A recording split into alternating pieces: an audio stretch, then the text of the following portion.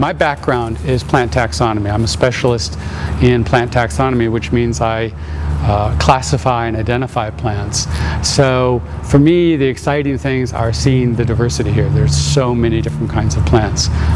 One of the things I like about working with plants is how much they have to teach us. And one of my favorite plants, our favorite group of plants, are the plants that make their own compost piles. And if you look up here, this is actually a dead tree trunk that was installed here as a support for plants. And there are epiphytes growing up here. Epiphytes, remember, are these plants that perch on other plants. And this fern has two kinds of leaves. There's the leaf that I'm holding, which is the main photosynthetic leaf. That's the leaf that's capturing the sunlight and making the food for the plant. But there are also these other shield-shaped leaves that are back there, and they start green and they quickly turn brown. And those grow upright and they capture falling debris, the leaves and bird droppings and everything that in the forest that would fall into these, and basically they hold a compost pile there, and the fern sends its roots in there to extract the nutrients. This is one of our stranger plants that we have growing here in the conservatory. This is called the bat flower. And I think you can see how it gets that name. It has these two wing-like bracts that are behind the cluster of flowers, and the individual flowers here are almost black. And then it has these strange whisker-like appendages growing from the flower cluster. It's a very strange plant from tropical Asia. But it's grown as an ornamental here in Florida and elsewhere around the world. We have a small collection of carnivorous plants. Most of them are actually in the greenhouse, but I'll be planting more here in the conservatory as the collection grows. And one of them that we've planted is this Nepenthes. And I don't know if you can see these little pitcher plants. This is one of the Asian pitcher plants. Has these strange modifications of the leaves that hold a digestive enzyme, and insects crawl in to this hole at the top, tumble down in there, and are digested by the enzymes in the plant.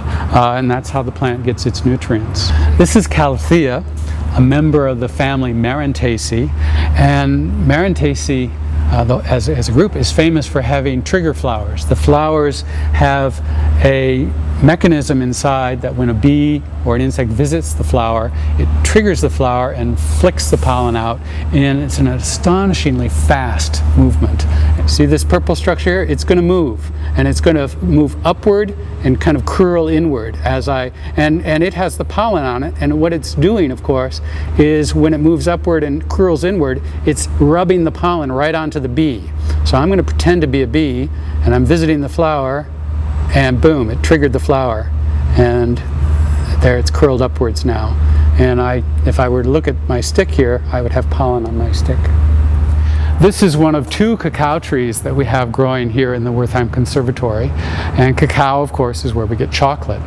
And it comes from the tree. The flowers are born right on the main stems and the trunks of the tree.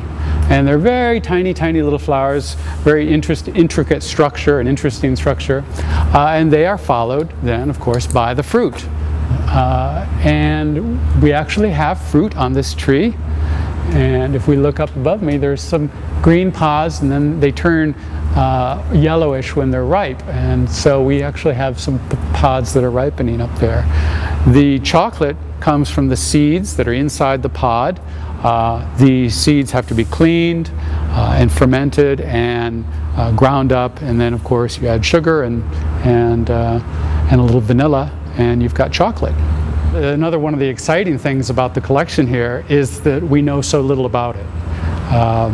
You know, I can make guesses, good guesses, but still just guesses about the kinds of insects that might visit a flower.